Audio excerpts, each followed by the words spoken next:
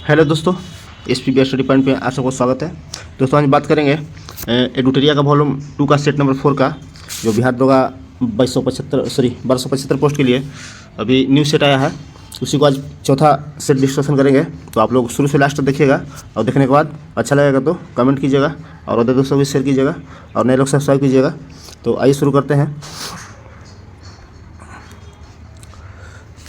पहला प्रश्न है कि पब्लिक सेफ्टी बिल के विरोध में भगत सिंह और बटुकेश्वर दत्त ने कब सेंट्रल लेजिस्लेटिव असेंबली में बम फेंका था या फेंके थे। तो इन्होंने अंग्रेज़ों को बहरा कान को सुनाने के लिए खाली टेबल पे लाहौर के सेंट्रल लेजिस्लेटिव असेंबली में खाली बेंच पे 8 अप्रैल 1929 को बम फेंके थे। और उस टाइम जो सेंट्रल लेजिस्लेटिव असेंबली है, इसका अध्यक्ष की बात करें तो इसका अध्यक्ष विट्ठल भाई पटेल थे। ये आपको प्रश्न पूछता है कि सेंट्रल लेजिस्लेटिव असेंबली का प्रथम अध्यक्ष कौन थे, तो विट्ठल भाई पटेल थे। नेक्स्ट प्रश्न है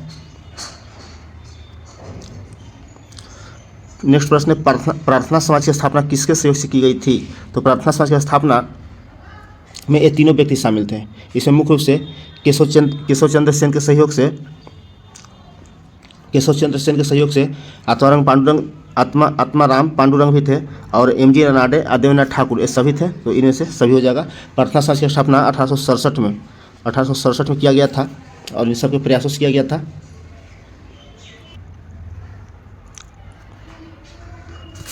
किस मुगल शासक के शासनकाल में संगीत पर पाबंदी लगा दिया गया था। तो एक आपका इसमें शासक थे औरंगजेब, जिन्हें जिंदा पीर कहा जाता है। इन्होंने ही संगीत पर पाबंदी लगा दिए थे, क्योंकि ये नक्शबंदी सिलसिला से संबंधित थे। नक्शबंदी सिलसिला से संबंधित थे। औरंगजेब जो शाहजहाँ के पुत्र थे, इन्होंने संगीत पर पाबंदी लगा दी थी। नेक्स्ट प्रश्न है लाल किला स्थित हीरा महल का निर्माण किसके द्वारा बनाया गया था। तो ये आपका जो हीरा महल है, जो लाल किला में अवस्थित है, ये बहादुर शाह जफर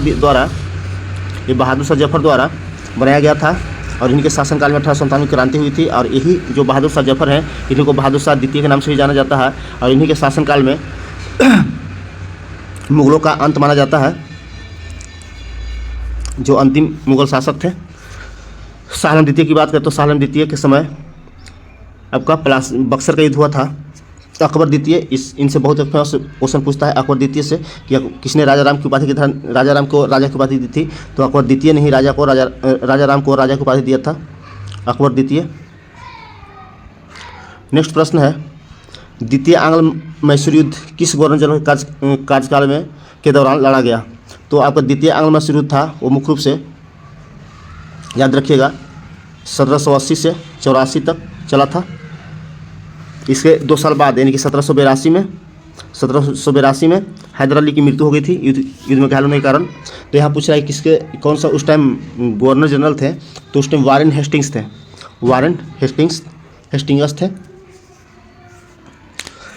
द्वितीय आंग्ल मैसूर युद्ध की बात करें तो ये मंगलोर की संधि के तहत समाप्त हुआ था। और इसमें अंग्रेज़ों की जीत हुई थी। और इसके बाद जब 1782 में हैदर अली की मृत्यु हो गई थी, उसके बाद उनका पुत्र टीपू सुल्तान युद्ध का नेतृत्व किए। तो इसमें टीपू सुल्तान की हार हो गई थी। नेक्स्ट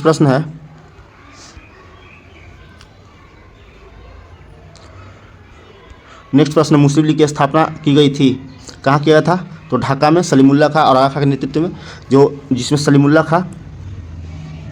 आगा खां अध्यक्ष थे। इसका स्थापना 1906 में किया गया था ढाका में। और एक और पूछता है कि इसका विशेष अधिवेशन कहाँ हुआ था। तो कराची में विशेष अधिवेशन हुआ था।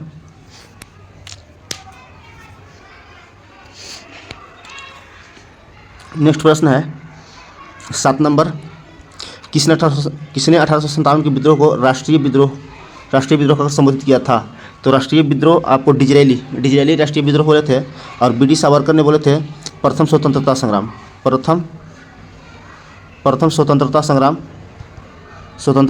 संग्राम की संज्ञा दिए थे।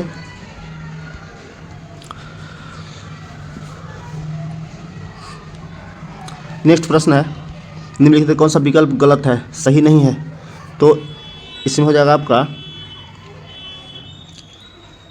अहोम विद्रोह में गुमाधर कुंवर थे, सही है। खासी तीरथ सिंह, ये भी सही है आपका। नील दिगंबर स्वतंत्र प्रसाद, 2 भाई थे, ये भी सही है। ताना भगत, अली मुसलियार, नहीं एक गलत है आपका। इसमें जतरा भगत, यहाँ जतरा भगत होना चाहिए था, यहाँ जतरा, अली मुसलियार नहीं, जतरा भगत यहाँ होना चाहिए था। यही नेतृत्व किए थे जतरा।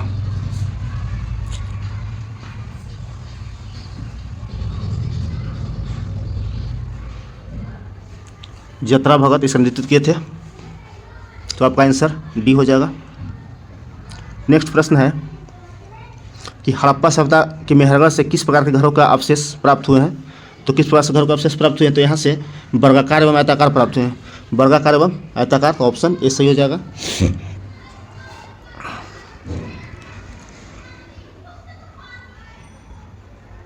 नेक्स्ट प्रश्न है, वैदिक सिद्धांत के अनुसार निम्नलिखित कौन सा गलत है? वैदिक सिद्धांत के अनुसार कौन सा गलत है? तो इसमें आपका वैदिक सिद्धांत के अनुसार पूछ रहे थे ब्राह्मण की उत्पत्ति कानों से हुई थी, यही आपका गलत है, क्योंकि कान से नहीं मुख से हुआ था। यहाँ पे कान नहीं, यहाँ पे मुख होना चाहिए, मुख से हुआ था। जबकि क्षत्रिय की उत्पत्ति पुरुषों के भुजाओं से हुआ था, सही है। वैश्यों की उत्पत्ति पुरुष के जांघों से हुआ था, सही है। बी सी इनमें से दोनों गलत पूछ रहा है, तो गलत ए नंबर हो जाएगा।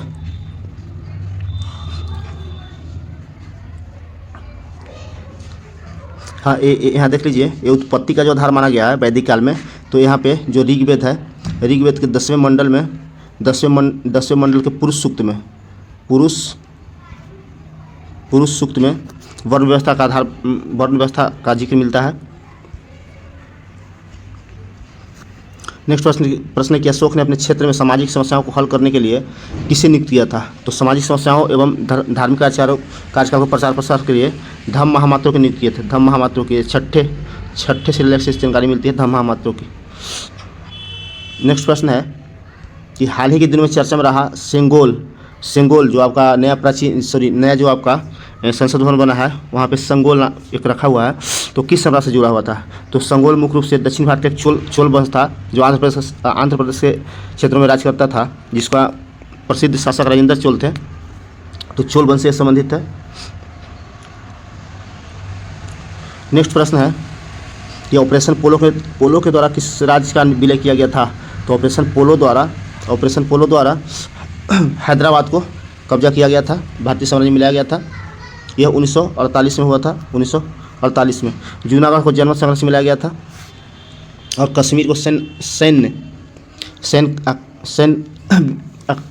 शक्ति से मिलाया गया था कश्मीर को। नेक्स्ट प्रश्न है, सवाली का युद्ध कब हुआ? सवाली का युद्ध अंग्रेज एवं किसके मध्य हुआ था, या कब हुआ, यह भी पूछ सकता है अगला सेट में। तो सवाली का युद्ध 1612 ईस्वी में अंग्रेज एवं पुर्तगालियों के बीच हुआ था। तो अंग्रेज एवं पुर्तगालियों के बीच हुआ था, यह एक तरह से सैनिक युद्ध था। नेक्स्ट प्रश्न है, जलियांवाला बाग हत्याकांड के प्रभाव के रूप में निम्नलिखित में से कौन सी घटना घटी? तो यहाँ पूछ रहा है कि जलियांवाला बाग जब घटना घटा 13 अप्रैल 1919 को, तो कौन सा घटना घटा, तो कौन सा प्रभाव हुआ? तो हंटर आयोग का गठन हुआ, हंटर आयोग का जांच के लिए हंटर आयोग का गठन हुआ था। नेक्स्ट प्रश्न है कि निम्नलिखित में कौन सा सुमेलित नहीं है, यानी गलत पूछ रहा है। तो है गोदावरी, ठीक है, गोदावरी आपका इसमें आंसर हो जाएगा, क्योंकि गोदावरी का जो मूसी है जो कृष्णा की सहायक नदी है, कृष्णा की सहायक नदी है, गोदावरी की नहीं है। तो आंसर ये सही हो जाएगा। महानदी मांद सही है, कृष्णा मालप्रभा ठीक है, कावेरी हेमावती। तो ऑप्शन नंबर ए हो जाएगा आपका, यही गलत है, बाकी सब तीनों सही है, बी सी डी सही है। नेक्स्ट प्रश्न है कि निम्नलिखित में कौन सा पृथ्वी के घूर्णन का प्रभाव नहीं है? घूर्णन का प्रभाव नहीं है, तो ऋतु परिवर्तन होता है, जो आपका परिक्रमण के कारण होता है ऋतु परिवर्तन, इसलिए ऑप्शन डी हो जाएगा इससे आंसर। नेक्स्ट प्रश्न है, खमसीन निम्नलिखित में से किस देश के स्थानीय पवन है? तो खमसीन मिस्र के स्थानीय पवन है। नेक्स्ट प्रश्न है कि विश्व वन क्षेत्र के किस एक का फैलाव सर्वाधिक प्रतिशत फैलाव है, मैंने फैलाव का प्रतिशत पूछ रहा है, सर्वाधिक किसका है? तो शीतोष्ण शंकुधारी वन का है, शीतोष्ण शंकुधारी वन। नेक्स्ट प्रश्न है, कश्मीर घाटी किन दो पर्वत श्रेणियों के मध्य में स्थित है? तो कश्मीर घाटी आपको बृहद हिमालय एवं पूर्वी पंजाब के बीच में स्थित है। लद्दाख और जौसर की बात करें तो ये ट्रांस हिमालय का भाग है, ट्रांस हिमालय का भाग है लद्दाख और जौसर। और ट्रांस हिमालय में सबसे भारत की ऊंची चोटी केटू गॉडविन आइस्टीन स्थित है। नेक्स्ट प्रश्न है, निम्नलिखित पर्वत दर्रों का सही पश्चिम से पूरब, यानी कि पश्चिम से पूरब बोल रहा है, तो आप पश्चिम से सबसे पूर्व में देखिए कौन होगा, तो सबसे पूर्वी तो अरुणाचल प्रदेश है, तो बोमडीला जो अरुणाचल प्रदेश में है, बोमडीला अरुणाचल प्रदेश में है। चलिए तो इससे आप छाटिए ऑप्शन वाइज। अरुणाचल प्रदेश में है बोमडीला, तो देखिए कौन में है, 3 नंबर लास्ट में आपका सी नंबर मिल जाएगा। अब इसे मिला लीजिए। सबसे पहले हो जाएगा शिवकिला जो हिमाचल प्रदेश में है, शिवकिला हिमाचल प्रदेश। उसके बाद लिपुलेख उत्तराखंड में हो जाएगा, लिपुलेख। और नथुला सिक्किम में हो जाएगा, तो इस पर सजाने के बाद हिमाचल प्रदेश, उत्तराखंड, सिक्किम, उसके बाद अरुणाचल प्रदेश आएगा, यानी कि पश्चिम से पूरब की ओर। ऑप्शन सी सही है। नेक्स्ट प्रश्न है कि 10 डिग्री चैनल निम्नलिखित में से किसको पृथक करता है? तो 10 डिग्री चैनल आपको अंडमान और निकोबार को अलग करता है, अंडमान को निकोबार से। Option A. अगर ये पूछता कि 8 डिग्री चैनल किसको अलग करता है, तो मालदीव और मिनी काय को, मालदीव और मिनी काय को अलग करता है, मिनी काय को। और 9 डिग्री पूछेगा तो लक्षद्वीप और मिनी काय हो जाएगा, लक्षद्वीप और मिनी काय हो जाएगा, लक्षद्वीप और मिनी काय, यानी कि 8 और 9 10, तो 8 नंबर हो जाएगा मालदीव और मिनी काय, 9 नंबर हो जाएगा 9 डिग्री चैनल हो जाएगा आपका लक्षद्वीप और मिनी काय, और 10 डिग्री चैनल हो जाएगा अंडमान और निकोबार के बीच में स्थित। नेक्स्ट प्रश्न है, निम्नलिखित में से कौन सा जनजाति ऋतु प्रवास करते हैं? ऋतु प्रवास, तो भूटिया जो ऋतु प्रवास करती है, यह मुख्य रूप से सिक्किम में पाया जाता है, यही प्रश्न आपको पूछेगा किस राज्य में, तो भूटिया। थारू हो जाएगा उत्तराखंड में, उत्तराखंड में हो जाएगा जो आपको दीपावली का शौक मनाता है। नेक्स्ट प्रश्न है, आम्र वर्षा क्या है? मैंगो शावर्स क्या है?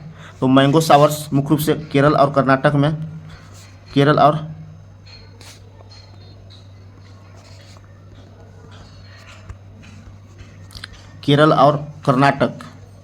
कर्नाटक में मौसम के आगमन से पूर्व एक बारिश होती है लघु स्तर पे, और जो मुख्य रूप से वहाँ आम जो होता है, आम की फसल के लिए लाभदायक होता है, तो यहाँ किससे संबंधित होगा, तो आम की फसल संबंधित होगा। नेक्स्ट प्रश्न है, भूमि की उर्वरता बढ़ाने के लिए कौन सी फसल उगाई जाती है? तो उड़द उगाई जाती है भूमि की उर्वरता बढ़ाने के लिए।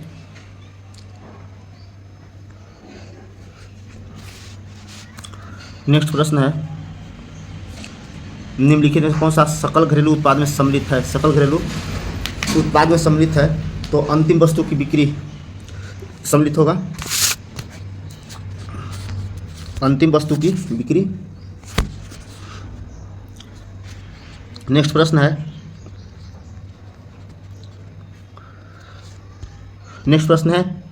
पूर्ति स्वयं अपनी मांग उत्पन्न करती है, किस नियम से संबंधित है? तो ये मुख्य रूप से जेबी से के बाजार के नियम से संबंधित है, जेबी से का बाजार नियम से संबंधित है। ऑप्शन ए सही हो जाएगा। नेक्स्ट प्रश्न है, खुसरो समिति का संबंध किससे है? तो खुसरो समिति का संबंध आपका कृषि साख से संबंधित है। और यहीं पे अगर पूछेगा कि वस्त्र से कौन संबंधित है, वस्त्र से, तो सत्यम समिति संबंधित है वस्त्र से। चीनी उद्योग से गाइपोरिया हो जाएगा, सॉरी दोस्त, चीनी उद्योग से क्या महाजन समिति हो जाएगा, महाजन समिति चीनी उद्योग से हो जाएगा। चलिए नेक्स्ट प्रश्न है, भारतीय रिजर्व बैंक यानी कि आरबीआई शाख नियंत्रण के तरीकों में से कौन सा शामिल है?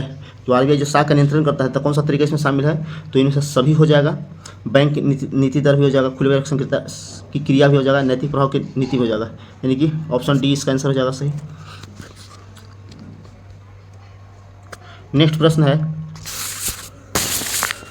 कि गरीबी रेखा के निर्धारण से संबंधित लकड़वारा समिति ने अपनी रिपोर्ट का प्रकाशित किया था। तो देखिए, अगर लकड़वारा समिति की बात करें तो योजना आयोग द्वारा योजना आयोग द्वारा 1989 में इसका गठन किया गया था और इन्होंने अपना रिपोर्ट लकड़वार समिति में गरीबी रेखा के निर्धारण और गरीबी रेखा को चिन्हित कर करके इन्होंने रिपोर्ट को 1993 में सौंपा, 1993 में। नेक्स्ट प्रश्न है, अधिकार भिक्षा उच्च न्यायालय के हाई कोर्ट के किस क्षेत्र के अंतर्गत आता है? तो आपको पता होना चाहिए कि जो सुप्रीम कोर्ट है और हाई कोर्ट दोनों 5 तरह के रिट जारी करते हैं मौलिक अधिकार पे। सुप्रीम कोर्ट की बात करें तो अनुच्छेद 32 के तहत और हाई कोर्ट की बात करें 226 के अनुच्छेद के तहत जारी करता है 5 तरह के रिट। तो इसमें पूछ रहा है कि अधिकार भिक्षा किस क्षेत्र के अंतर्गत आता है? तो ये मुख्य रूप से आपका रीट होता है, जो 5 होता है रीट जारी करता है, तो रीट अधिकारता क्षेत्र के अंतर्गत आएगा। तो इनमें से कोई नहीं, इसका आंसर हो जाएगा। नेक्स्ट प्रश्न है, उपराष्ट्रपति के निर्वाचन के संबंध में कौन सा कथन सही नहीं है, यानी कि कौन सा गलत है? तो इसमें आपका उपराष्ट्रपति का पद संबंधी प्रावधान अमेरिका से लिया गया, सही है। उपराष्ट्रपति को मतदान करने का अधिकार है, यही गलत है आपका, ऑप्शन बी गलत है।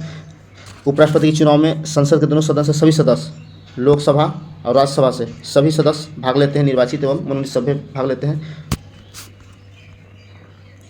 नेक्स्ट प्रश्न है, राज्य निर्देशक सिद्धांत जिसके अंतर्गत धन का समान वितरण किस अनुच्छेद में है? धन का समान वितरण, सभी को समान रूप से धन का वितरण हो चाहिए सभी के पास। तो आपका जो राष्ट्रीय नीति निर्देशक तत्व है ये मुख्य रूप से आयरलैंड से लिया गया है और इसमें समान धन की बात करता है अनुच्छेद 39 के ख में कहा गया है सभी के बीच समान धन का वितरण।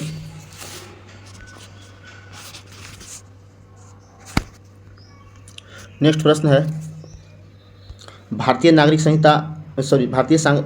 अधिनियम 1955 के अनुसार भारत को कितने तरीके से नागरिकता प्राप्त किया जा सकता है? तो भारत में नागरिकता मुख्य रूप से 5 तरीके से प्राप्त कर सकते हैं, जिसमें होता है जन्म, वंश परंपरा, देशीकरण द्वारा, पंजीकरण द्वारा एवं भूमि विस्तार द्वारा। तो 5 तरह का यहाँ तरीका है प्राप्त करने का नागरिकता भारत में। नेक्स्ट प्रश्न है, संघ एवं राज्य के बीच शक्ति के विभाजन की अवधारणा किस देश से लिया गया है? तो ये आपको मुख्य रूप से कनाडा के संविधान से लिया गया है, कनाडा के संविधान से लिया गया है। ऑस्ट्रेलिया से बात करें तो समवर्ती सूची, ऑस्ट्रेलिया से समवर्ती सूची लिया गया है। जापान से विधि द्वारा स्थापित प्रक्रिया लिया गया है और अमेरिका से भी बहुत सारी चीज़ ली गई है जिसमें मुख्य रूप से मौलिक अधिकार है।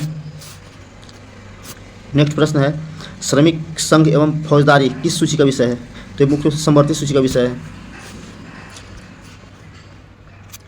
नेक्स्ट प्रश्न है, किस अनुच्छेद के तहत भारत के न्यायवादी यानी कि अटॉर्नी जनरल को वोट देने का अधिकार नहीं है पूछ रहा है यहाँ पे।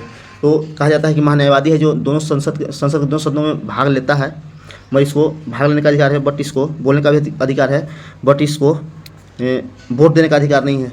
तो अनुच्छेद 88 में कहा गया है कि ये भाग भी ले सकता है, बोल भी सकता है, मगर वोट नहीं दे सकता है।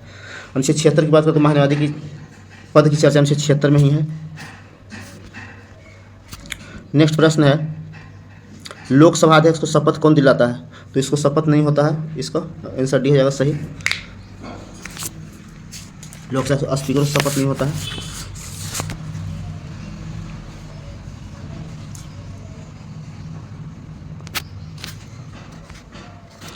नेक्स्ट प्रश्न है, वर्तमान में केंद्रीय निर्वाचन आयोग के अध्यक्ष सहित सदस्यों की संख्या कितनी है? तो 3 है टोटल सदस्यों की संख्या। यह 1993 से 3 सदस्यीय हो गया।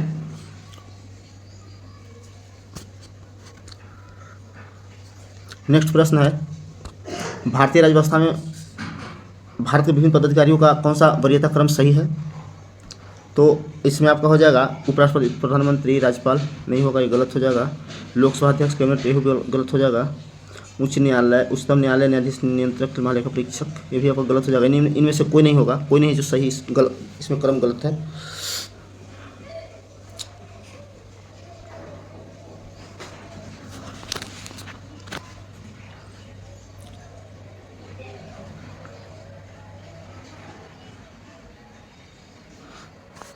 इसमें कोई नहीं सही है। नेक्स्ट प्रश्न है कि येलो बुक किस देश की सरकारी दस्तावेज है? येलो बुक तो ये आपका फ्रांस का है, फ्रांस। नेक्स्ट प्रश्न है, संयुक्त राष्ट्र के संघ के स्थापना के समय कितने देशों ने अधिकार पत्र पर हस्ताक्षर किया था? तो उस टाइम टोटल देशों की संख्या जब हस्ताक्षर हुआ था उस टाइम 50 था। और संयुक्त राष्ट्र संघ की स्थापना की बात करें कि स्थापना कब हुआ, तो आपका 24 अक्टूबर 1945 को स्थापना किया गया। नेक्स्ट प्रश्न है कि वायुसेना के पश्चिमी कमांड, एयरफोर्स को पूछ रहा है, एयरफोर्स के पश्चिमी कमांड का मुख्यालय कहाँ है? तो ये नई दिल्ली हो जाएगा आपका। आप पूर्वी पूछता तो आपका शिलोंग हो जाएगा। नेक्स्ट प्रश्न है, राधा रेड्डी का संबंध किस शास्त्रीय नृत्य से है? राधा रेड्डी का संबंध किस शास्त्रीय नृत्य से है? तो एक कुचिपुड़ी जो आंध्र प्रदेश वाली नृत्य है। नेक्स्ट प्रश्न है, the God of small things पुस्तक के लिए किस वर्ष अरुंधति राय को मान बुकर पुरस्कार दिया गया था? तो मान बुकर पुरस्कार की बात करें तो इसका शुरुआत हुई थी, शुरुआत की बात करें तो 1969 में शुरुआत हुई थी। और इसके लिए the God of small thing के लिए अरुंधति राय को 1997 में बुकर पुरस्कार दिया गया था। तो इसका आंसर होगा इनमें से कोई नहीं। नेक्स्ट प्रश्न है, पाखल वन्यजीव अभयारण्य किस राज्य में? पाखल वन्यजीव अभयारण्य तो ये आपका तेलंगाना में पड़ता है। नेक्स्ट प्रश्न है, रेड डाटा बुक का प्रथम प्रकाशन किस वर्ष किया गया था? तो रेड डाटा बुक का प्रथम प्रकाशन जो खतरे के कगार पर थे, जैसे कुछ जीव थे, वन जीव, वो खतरे के कगार पर चल गए थे, तो 1964 में पहली बार रेड डाटा बुक की प्रकाशन की गई थी।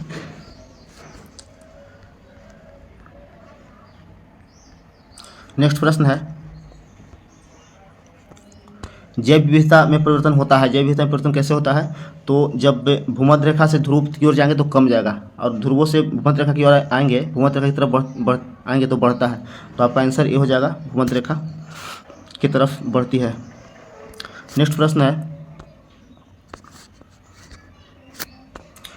पर्यावरण में ग्रीन हाउस प्रभाव में वृद्धि होती है तो किससे होती है? तो सर्वाधिक CO2 इसके लिए जिम्मेदार है, तो कार्बन डाइऑक्साइड के कारण।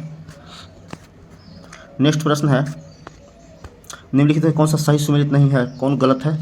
तो सिंपलीपाल उड़ीसा ठीक है, गलत इसमें ढूंढना है। नोकरेक मेघालय ये भी ठीक है। अगस्तमलाई केरल, कंचनजंगा हिमाचल नहीं, सिक्किम होगा, सिक्किम हो जाएगा, कंचनजंगा सिक्किम। तो आपका आंसर डी सही इसमें होगा। नेक्स्ट प्रश्न है, हृदय मांसपेशियों को क्या कहते हैं? हृदय मांसपेशियों को तो मायोकार्डियम कहते हैं, हृदय मांसपेशियों को। नेक्स्ट प्रश्न है, प्रोपियोसेप्टिव न्यूक्लियर फैसिलिटेशन तकनीक किससे संबंधित है? PNF तकनीक किससे संबंधित है? तो आपका शरीर का लचीलापन संबंधित है, शरीर के लचीलापन से। नेक्स्ट प्रश्न है, कौन सा विटामिन है जो वसा में घुलनशील है? वसा में घुलनशील नहीं है, नहीं पूछ रहा है, तो आप याद रखिए कीड़ा है जो वसा में घुलनशील है, और बाकी जो बच गया जो जल में घुलनशील है। तो vitamin K, E, D, A है जो आपको वसा में घुलनशील है, और यहाँ जो B देख रहे हैं B और C होगा वो जल में घुलनशील होता है। तो कौन नहीं वसा में होगा? तो B और C वसा में नहीं होगा, बाकी सभी विटामिन वसा में घुल जाएगा। नेक्स्ट प्रश्न है, मानव शरीर की अस्थियाँ किस आधार पर वर्गीकृत की जाती है? किस आधार पर वर्गीकरण किया गया है मानव हड्डी को या अस्थि को? तो इसमें आपको परिणाम एवं आकार के हिसाब से वर्गीकरण किया गया है। नेक्स्ट प्रश्न है, कौन सा ऊतक शरीर का संरक्षण कार्य करता है? शरीर का संरक्षण कार्य कौन करता है? तो एपिथेलियमी ऊतक है जो शरीर का संरक्षण कार्य करता है। ऑप्शन ए, एपिथेलियमी ऊतक।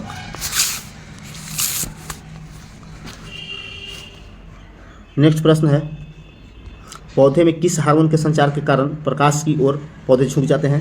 तो ऑक्सीन जो है हार्मोन, वो इसी कारण से पौधे का संचार होता है और वो झुक जाते हैं सूर्य की ओर, प्रकाश की ओर झुक जाते हैं। जिब्रेलिन है जो बढ़ाने में कार्य करता है, पौधों को बढ़ाने के लिए जिब्रेलिन, बौने पौधों को लंबा करने के लिए जिब्रेलिन का प्रयोग करते हैं।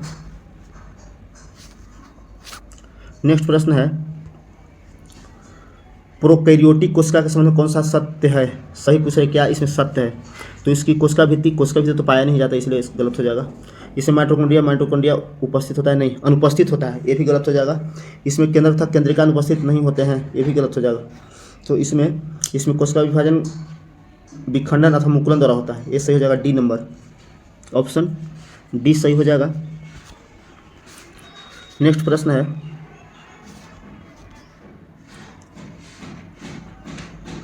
टेरिटोफाइटा पौधे के उदाहरण है। कौन सा पौधे के उदाहरण है टेरिटोफाइटा? तो टेरिटोफाइटा मर्सिलिया एवं फर्न है जो टेरिटोफाइटा का उदाहरण है। यह जो टेरिटोफाइटा पौधा है वो मुख्य रूप से जड़, तना और पत्ती विभाजित होता है, जड़, तना और पत्ती में विभाजित होता है। नेक्स्ट प्रश्न है, लाइपेज नामक एंजाइम का स्रावन कहाँ से होता है? तो लाइपेज नामक एंजाइम का स्रावन आपको पेनक्रियाज से होता है या अग्नाशय कह सकते हैं, अग्नाशय से होता है, पेनक्रियाज से होता है। तो इनमें से कोई नहीं, इसका आंसर हो जाएगा डी नंबर, अग्नाशय पेनक्रियाज से संबंधित है लाइपेज। नेक्स्ट प्रश्न है, शैवाल और कवक के मिलने से लाइकेन बनता है, जिसे क्या कहते हैं? मिलने से तो बनता है लाइकेन, बट क्या कहते हैं? तो इसे सहजीविता कहते हैं, सहजीविता। नेक्स्ट प्रश्न है कि निम्नलिखित कौन सा एक अलौह धात्विक खनिज है? तो अलौह धात्विक खनिज जैसे खनिज को कहते हैं जिसमें आंशिक रूप से लौह उपस्थित होता है या मौजूद होता है, उससे अलौह कहते हैं। जैसे कोबाल्ट हो गया, तांबा हो गया, जस्ता हो गया, सीसा, टीन इत्यादि। और मैग्नीज या निकेल जिसमें लोहा की मात्रा होती है। नेक्स्ट प्रश्न है, नाभिकीय रिएक्टर में नाभिकीय विखंडन से विद्युत उत्पन्न करने के लिए साधारणतः प्रयोग किया जाने वाला तत्व कौन है? तो यूरेनियम हो जाएगा। नेक्स्ट प्रश्न है, एक हाइड्रोकार्बन जिसे कार्बन के 2 परमाणु द्विबंध द्वारा जुड़े हो क्या कहलाता है? तो एल्कीन हो जाता है, एल्कीन। नेक्स्ट है, सोना को घोला जा सकता है, तो हाइड्रोक्लोरिक एसिड एवं नाइट्रिक एसिड के मिश्रण में घोला जाता है सोना को। नेक्स्ट प्रश्न है, पीतल किसका मिश्र धातु है? तो पीतल तांबा और जस्ता का होगा, तांबा और जस्ता का पीतल हो जाएगा मिश्र धातु। नेक्स्ट प्रश्न है, एक जेटा बराबर होता है, एक जेटा बराबर 10 के पावर 21 होगा, ऑप्शन सी, एक जेटा बराबर। नेक्स्ट प्रश्न है, बैरोमीटर की ऊंचाई में अचानक वृद्धि इंगित करता है, क्या इंगित करता है?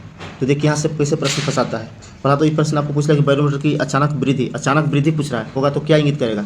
तो अत्यंत शुष्क मौसम को इंगित करता है। अगर ये कहता कि बैरोमीटर की अचानक गिरना, बैरोमीटर की जो अचानक गिरता है तो क्या होता है? तो आंधी तूफान आएगा, अचानक गिर जाएगा। तो अगर धीरे धीरे गिरेगा तो क्या होगा? तो धीरे धीरे गिरेगा तो बारिश होने की संभावना होगी। और अचानक उठेगा ऊपर की ओर, तो अचानक उठेगा ऊपर की ओर, तो अभी तो हम देख लिए कि अत्यंत शुष्क मौसम। और धीरे धीरे ऊपर उठेगा तो साफ मौसम होगा, धीरे धीरे अगर ऊपर उठता है तो साफ मौसम होगा। नेक्स्ट प्रश्न है, निकट दृष्टि दोष किसके प्रयोग से उपचारित यानी उपचार किया जाता है? तो निकट में अवतल हो जाएगा, अवतल लेंस, और ये दूर रहता तो उत्तल हो जाता। निकट दृष्टि दोष में आखिर क्या होता है स्थिति? तो रेटिना के पहले ही प्रतिबिंब बन जाता है, रेटिना के पहले ही प्रतिबिंब बन जाता है। और दूर दृष्टि दोष में रेटिना के बाद यानी कि रेटिना के पीछे बनता है। नेक्स्ट प्रश्न है, इंद्रधनुष किसके कारण होता है? तो इंद्रधनुष अपवर्तन, प्रवर्तन, अव्यक्तीकरण, सब इसमें प्रकीर्णन तीनों हो सकता था, बट यहाँ ऑप्शन डी हो जाएगा आंसर इसका। नेक्स्ट प्रश्न है, निम्नलिखित में कौन सा सुमेलित नहीं है? तो इसमें आपका हो जाएगा गति विषयक नियम न्यूटन जैसे सही है। प्रकाश के अपवर्तन का नियम स्नेल ने दिया है, परावर्तन का नियम स्नेल ने दिया है, तो यही आपका गलत हो जाएगा और यही आपका आंसर भी हो जाएगा। इसमें सुमेलित नहीं पूछा, सुमेलित कौन नहीं है। प्रकाश का व्यक्तिकरण थॉमस यंग ने दिया, सही है। प्रकाश का तरंग सिद्धांत हाइगेंस, सही है, ऑप्शन बी आंसर सही हो जाएगा आपका। नेक्स्ट प्रश्न है कि केंद्रीय बजट 2023-24 में 7 प्राथमिकताएं अपनाई गई है, जिसे क्या नाम दिया गया है? तो सप्तऋषि, 7 प्राथमिकताएं अपनाई गई जिसको सप्तऋषि कहा गया है। नेक्स्ट प्रश्न है, केंद्रीय बजट 2023-24 के अनुसार राजकोषीय घाटा जीडीपी का कितना % था? तो 5.9% था। नेक्स्ट प्रश्न है, आर्थिक समीक्षा 2022-23 के अनुसार अप्रैल से दिसंबर 2022 के दौरान व्यापार में कितना बिलियन डॉलर आयातित हुआ है या आयातित रहा? तो इसमें 551.7 बिलियन डॉलर रहा है आयातित। नेक्स्ट प्रश्न है कि आर्थिक समीक्षा 2023-24 के अनुसार सबसे ज़्यादा एफडीआई किस क्षेत्र से आया? सबसे ज़्यादा एफडीआई तो कंप्यूटर और सॉफ्टवेयर से आया। कंप्यूटर सॉफ्टवेयर और हार्डवेयर से आया सर्वाधिक एफडीआई। नेक्स्ट प्रश्न है, जातीय आधारित जनगणना 2022 के अनुसार बिहार में किस जाति की संख्या सर्वाधिक है? तो सर्वाधिक यादव, उसके बाद पासवान, उसके बाद रविदास, इसके बाद बहुत सा है, और सबसे कम थर्ड जेंडर का है। नेक्स्ट प्रश्न है कि दिसंबर 2022 में भारत के चेन्नई तट पर आए मैंडूस तूफान का नामकरण किस देश ने किया है? तो मैंडूस तूफान का नामकरण यूएई ने किया था, यूएई। नेक्स्ट प्रश्न है, G20 शेरपा, एक मिनट। नेक्स्ट प्रश्न है, G20 के शेरपा की पहली बैठक दिसंबर 2022 में कहाँ हुई? तो ये आपका जोधपुर में हुआ, सॉरी जोधपुर नहीं दोस्त, उदयपुर में होगा, राजस्थान उदयपुर। नेक्स्ट प्रश्न है, कोवोवैक्स नामक वैक्सीन का निर्माता कंपनी कौन है? तो सीरम इंस्टीट्यूट ऑफ इंडिया, इसका निर्माण किया है। नेक्स्ट प्रश्न है, वन वेब इंडिया 2 उपग्रह किस प्रक्षेपण यान से कक्षा में स्थापित किया गया? तो LVM-3 नेक्स्ट प्रश्न है, निम्नलिखित में से किसके द्वारा ऑपरेशन सद्भावना की शुरुआत किया गया है? तो भारतीय सेना द्वारा, इंडियन आर्मी द्वारा शुरुआत किया गया है। नेक्स्ट प्रश्न है, भारतीय वन स्थिति रिपोर्ट 2021 के अनुसार सर्वाधिक क्षेत्रफल वाला राज्य कौन है? वन क्षेत्रफल वाला सर्वाधिक तो मध्य प्रदेश, सर्वाधिक मध्य प्रदेश से, उसके बाद अरुणाचल प्रदेश, उसके बाद छत्तीसगढ़। नेक्स्ट प्रश्न है, रंगनाथिट्टू पक्षी अभयारण्य कहाँ स्थित है? तो ये आपका कर्नाटक में स्थित है। कर्नाटक में इसे अक्टूबर 2022 में रामसर आर्द्रभूमि घोषित किया गया है, रामसर स्थल घोषित किया गया है। नेक्स्ट प्रश्न है कि मैंग्रोव की प्रजाति के लिए एक जीन बैंक नर्सरी खोलने की घोषणा किस राज्य सरकार ने द्वारा की गई थी? तो उड़ीसा सरकार द्वारा की गई थी इस तरह की घोषणा। नेक्स्ट प्रश्न है, अनुसंधान प्रौद्योगिकी नवाचार सहयोग पर एक समझौता ज्ञापन पर हस्ताक्षर भारत और किस देश के साथ हुआ है? तो भारत और मेक्सिको के बीच हुआ है, मेक्सिको। नेक्स्ट प्रश्न है कि वर्तमान में नीति आयोग के उपाध्यक्ष कौन है? तो नीति आयोग के उपाध्यक्ष अभी डॉक्टर सुमन बेरी हैं। और सीईओ की बात करते हो VVR Subramaniam, CEO doctor Subramaniam. Next प्रश्न है, शरद यादव जिसकी मृत्यु 12 जनवरी 2023 को हुई, उनके संबंध में कौन सा कथन सत्य है? सत्य पूछा है। तो ये 7 बार लोकसभा सदस्य रहे, सही है। वे 3 बार राज्यसभा सदस्य रहे, ये भी सही है आपका। वे जनता दल यू के जदयू के पहले राष्ट्रीय अध्यक्ष थे, ये भी सही है। डी सही हो जाएगा। नेक्स्ट प्रश्न है कि ग्लोबल फायर इंडेक्स में भारत का स्थान क्या है? तो चौथा है, पहला यूएसए है और चौथा भारत है। नेक्स्ट प्रश्न है कि हाल ही में किस राज्य के राष्ट्र संबंधित गमछा को जीआई टैग मिला है? तो ये आपका असम से संबंधित था। नेक्स्ट प्रश्न है,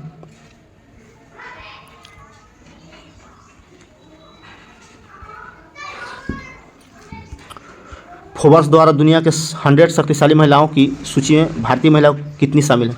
तो भारतीय महिला की बात करें तो मुख्य रूप से 6 गो हैं।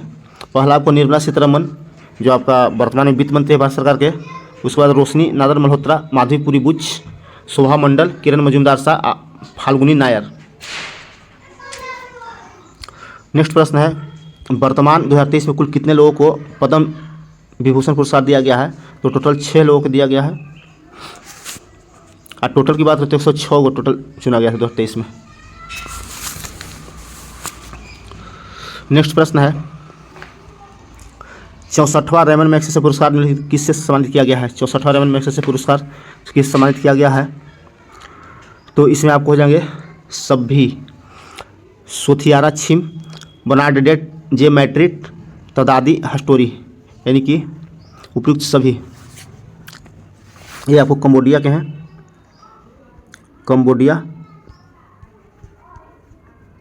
और बर्नार्ड मैड्रिड की बात करें तो ये आपका फिलीपींस के हैं, फिलीपींस के। और यहाँ तदासी हटोरी की बात करें तो ये जापान के हैं, नेत्र रोग विशेषज्ञ हैं जापान के। नेक्स्ट प्रश्न है, मुख्यमंत्री आवासीय भूमि अधिकार योजना का संबंध किस राज्य से है? किस राज्य से है? तो ये आपका हो जाएगा मध्य प्रदेश। नेक्स्ट प्रश्न है कि परीक्षा संगम पोर्टल किसने जारी किया है? तो सीबीएसई ने जारी किया परीक्षा संगम पोर्टल, सीबीएसई। नेक्स्ट प्रश्न है, the poverty of political economy पुस्तक लेखक कौन है? The poverty of political economic पुस्तक लेखक कौन है? तो ये आपका मेघनाथ देसाई हो जाएंगे, मेघनाथ देसाई इस पुस्तक को लिखे। नेक्स्ट प्रश्न है, भारत सरकार द्वारा पहला ठोस अवशिष्ट हाइड्रोजन संयंत्र कहाँ स्थापित किया गया? तो महाराष्ट्र के पुणे में। तो इस प्रकार से 100 प्रश्न 95 प्रश्न देखे और 5 को मैथ का प्रश्न है। तो आप लोग पीडीएफ चाहिए तो बोलिएगा, पीडीएफ हम आप लोग को देंगे। और इसको एक बार अच्छे से देखिएगा। डिस्कशन तो नहीं कर पाए क्योंकि जितना उम्मीद लगा करके हम डिस्कशन करते हैं उतना लोग देख नहीं पाते, ना शेयर कर पाते हैं। और आप लोग अच्छे से शेयर कीजिएगा, लाइक कीजिएगा तो ज़रूर हम फुल डिस्कशन करेंगे। चलिए लास्ट तक देखने के लिए धन्यवाद।